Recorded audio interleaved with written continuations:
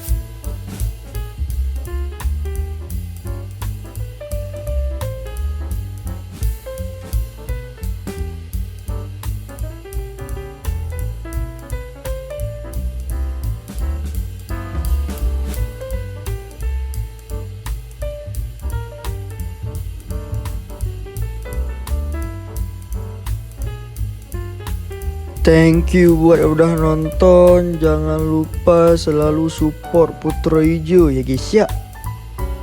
Jangan lupa subscribe bosku, karena subscribe itu gratis bosku. Next last part untuk cara nyeting cuping bosku ya, cara pengingatannya.